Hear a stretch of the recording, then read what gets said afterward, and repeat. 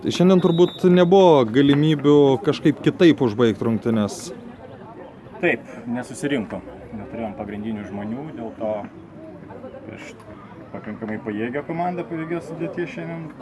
Su tokia sudėtim daug šansų neturėjom. Pirmą kėlinį stengiamės atsilaikyti ir beveik atsilaikėm. O antras kėlinys, tai jau pritrūkom jėgų, nes veikimo nebuvo ir lyderių neturėjom. Kažkur buvo įlūžęs ar tiesiog visos rungtynės tokios, kad... Lūžęs tai pirmas įvartis greičiausiai. Ne, greičiausiai antras įvartis. Pirmas dar vis tiek. Žaidėm žaidimą, stengiamės, antras įvartis buvo lūžęs. Tai kas nutiko, kad nesugebėjote veikti Rivonos? Neįmušėm įvartį. Bet iš tikrųjų atrodė, kamuolį valdot nuo pat pradžios, bet kad tokių momentų, apie kuriuos būtų galima kalbėti, kaip ir nebuvo labai daug. Kaip turėjom tų momentų, ne vieną, ne du ir ne tris, bet visą laiką trūko atakos užbaigimo ir dėl to ir neįmušėm. Tai tiesiog tokio užtikrintumo gale pritrūko ir neįmušėm. Aišku, dar ačiū Dievui, kad neprasileido. Ar labai keičia žaidimas, lyginant su pirmom, antrom rungtynėm jūsų komandoje? Tai šiandien nesusirinkom, tai kaip pasakyti. Ačiū vyram tie, kurie atėjo, tie, kurie žaidė, tai sužaidė puikiai. O tiesa, kapitonui sveikinimai gimus sūnui. Sveikino visą komandą. Valio, Donatai. Čia kur kas svarbiau turbūt negu pergalė šiandien. Turbūt, kad taip. Tai ar šiandien žaidėt geriau, ar sėkmė labiau lydėjo? Geriau žaidžiam šiandien kažkaip tai. Šiandien ir sėkmė biškai, bet ir žaidžiam geriau. Kas lėmė tą žaidimo pagerėjimą? Pagerėjimą buvo, kad buvo dar vienas žaidėjas atėjęs, kur raudoną kortelę gavo. Tai dėl to mes biškai paspaudžiam juos. Patenkinti likot žaidimu? Žaidimų taip. Rezultatu? Tai, rezultatas galėjome įmušti vieną įvartį, bet nepasisekė. Bet ir galėjot praleisti? Ir galėjom praleisti. Tai dėsninga, sakot? Jo. Ar galima teikti, kad rungtynės buvo iki pirmo įvarčio? Gal ir galima būtų taip teikti. Iš tikrųjų įtampos buvo nemažai pirmą kėlinį. Įmušėm įvartį, atsipalaidavom, bet ne iki galo atsipalaidavom, nes komanda pavojingai kontratakuojanti. Stengiasi lyginti, žaisti, nesusispėtė savo balas aikštelėje, tai tas pridėjo tokias įtampas. Tačiau įmušė antrą įvartį, atsipalaidavom, pradėjom žaisti lengvomis kojomis, kaip sakant, ir matyt, kad jau pradėjom rodyti tą tikrą Žaibo Kirčio veidą ir potencialą šiais metais. Kokią įtaką darė tai, kad kai matėt, kad varžovai susirinko be keitimų ir tik vėliau atėjo vienas?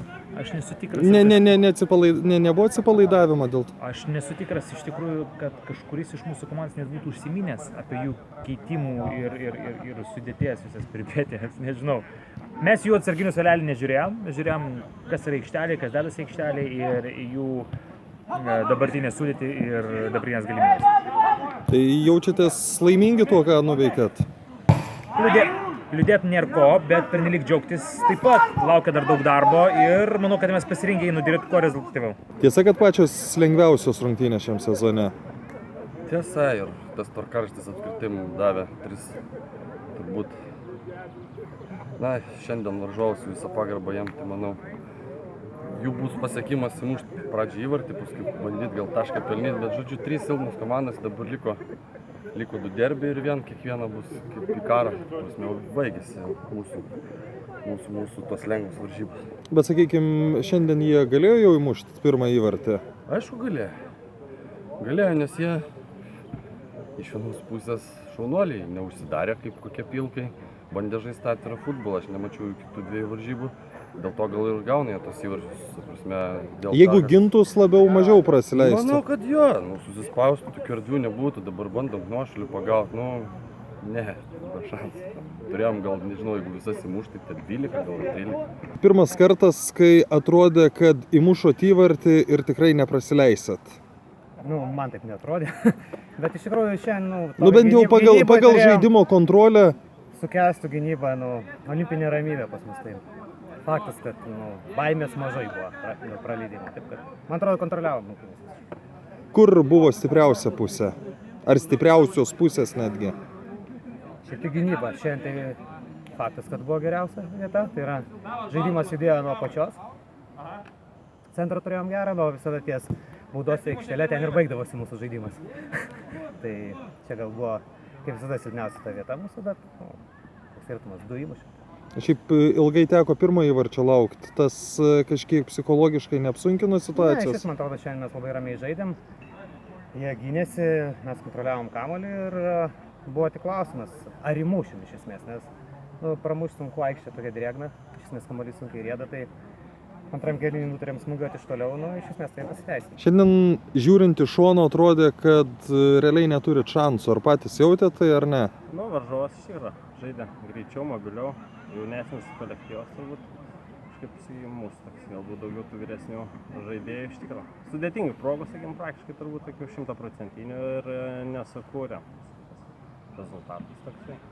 Aš šiaip lyginu kitas komandas su jų pačių ankstesniam versijom, tai sakykime, kas jūs buvot 2015, tai pernai atrodė, kad galbūt čia kažkas nenusisekė, bet šiemet atrodo, kad pernai tai jau buvo tas tikrasis jūs.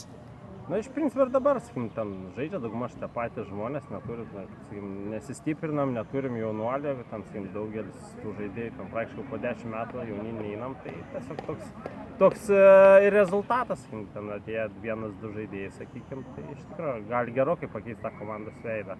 Nu, šiai dienai mums ir pritrūko iš tikrųjų 2-3 žaidėjai, kurie galėtų tą biškį žaidimą pasukti. Mes juos kaip ir turim nominaliai sąrašuose, bet tiesiog kažkas traumuotas, kažkas darbai neišėjo. Pozityvas yra toks šiandien?